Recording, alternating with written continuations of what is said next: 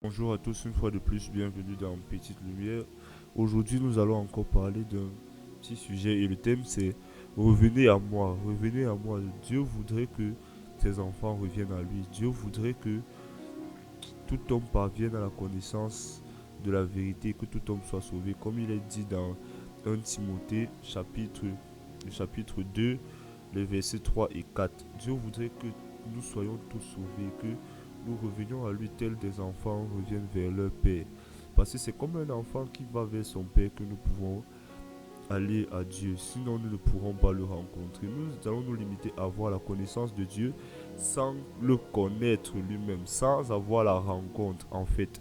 Quand je dis connaître, je ne dis pas qu'un homme peut contenir Dieu, parce qu'il faudrait qu'on soit clair là-dessus, mais qu'un homme peut avoir la rencontre avec Dieu.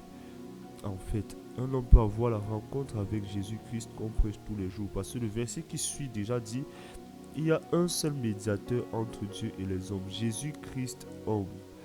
Nous sommes toujours dans 1 Timothée chapitre 2, le verset 5. Jésus-Christ homme.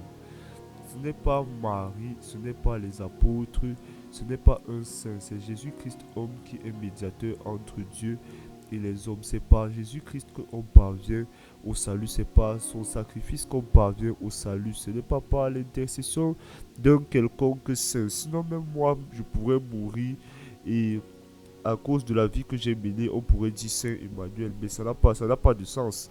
Du coup, on doit prier Jésus et Jésus seul pour pouvoir arriver à Dieu, car Jésus est la porte. Du coup, maintenant, on lit dans Jean, le chapitre 15, 8, le verset 5. Il dit, je suis le cep, vous êtes les sarments. Celui qui demeure en moi et en qui je demeure porte beaucoup de fruits, car sans moi, vous ne pouvez rien faire. Jésus-Christ ici nous fait comprendre que nous sommes comme des branches qui sont rattachées à un tronc. Le tronc, c'est Dieu le Père. Les branches, c'est nous. Les branches, c'est nous. Jésus, c'est Dieu. Donc, par conséquent, le cep, c'est toujours Jésus. Il ne faut pas qu'on fasse des confusions. On fasse des confusions là-dessus. Alors, il dit, il est le cep, il est le tronc, et nous sommes les branches. Maintenant, celui qui est hors de lui ne porte pas de fruits. Une branche qui est coupée de l'arbre ne peut porter de fruits. Une branche qui est détachée de Jésus ne peut porter de fruits. C'est à leurs fruits on les reconnaîtra. C'est à ce que tu produis qu'on reconnaît si tu es enfant de Dieu. Parce que beaucoup prétendent être des enfants de Dieu. Je dis qu'ils ont la prétention parce que lorsque tu vois les actes qu'ils posent, tu vois les choses qu'ils font, c'est loin d'être le cas d'un enfant de Dieu. C'est loin d'aller sur les principes de ce que Dieu professe en fait.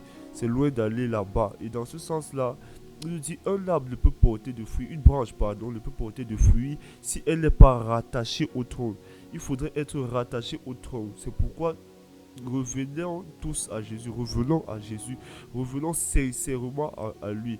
Je ne dis pas dans un cadre religieux comme on fait comprendre. On parle de religion, on dit bon, il faut juste prier, il faut juste aller à l'église. Ce n'est pas aller à l'église. Jésus ne va pas enlever un bâtiment protestant. Jésus ne va pas enlever un bâtiment pentecôtiste. Jésus ne va pas enlever un bâtiment catholique. Jésus va enlever des personnes. Lorsqu'on parle d'église, on parle de personnes régénérées, transformées par le Saint-Esprit et des personnes enfants de Dieu, de la volonté de Dieu, non pas de la volonté d'elles-mêmes qui prétendent, mais de la volonté de Dieu. Revenons à Jésus d'un cœur sincère. Jésus ne va pas enlever une dénomination, il ne va pas enlever des gens qui sont dans un bâtiment, il ne va pas enlever une maison et laisser une autre, mais il va enlever des personnes. Il va enlever des personnes. Il ne va pas enlever une tribu, il va enlever des personnes. Il ne va pas enlever des gens particuliers, il va enlever des personnes. Des personnes. Il va enlever des personnes. Ce sont des personnes qui vont entrer au ciel.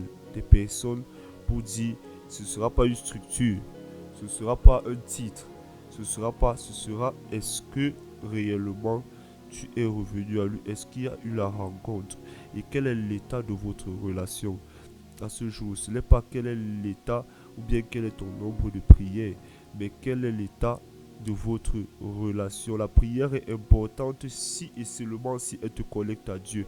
Parce que lorsqu'on lit Ésaïe 59, les trois premiers versets, il nous fait comprendre que ce sont nos crimes qui mettent une séparation entre lui et nous. Ce sont nos péchés qui mettent une séparation entre lui et nous. Et ça empêche qu'ils nous entendent en fait. Lisez, ça empêche qu'ils nous entendent.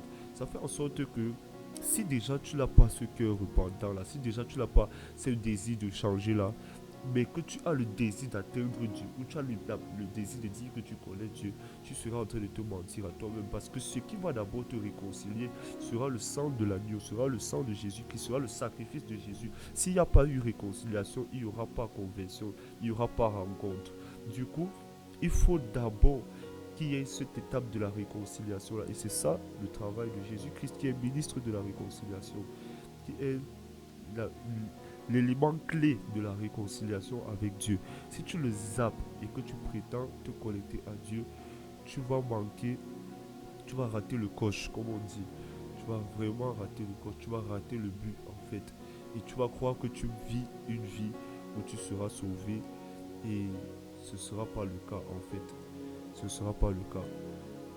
Bien-aimé, revenons réellement à Dieu avec des sentiments vrais, des sentiments sincères, avec un état d'esprit réel qui veut changer. Tant que ton cœur ne crie pas, écoutez, tant que ton cœur ne crie pas à Dieu, tant que ton cœur ne crie pas à Jésus-Christ, tu auras toujours cette vie-là que tu mènes. Mais il faut que ton cœur crie, il faut que le désir de ton cœur soit fort et dise à Dieu que je veux réellement changer, je veux réellement être transformé. C'est alors là qu'il y aura transformation. Tant que ton cœur vit loin de Dieu, mais tes lèvres professent Dieu, tu vis dans le mensonge. Mais lorsque ton cœur va crier à lui, il y aura rencontre et il y aura le changement, il y aura la transformation. Revenons à Dieu d'un cœur sincère. J'espère que cette parole aura pu édifier plus d'une personne. Que Dieu bénisse sa parole.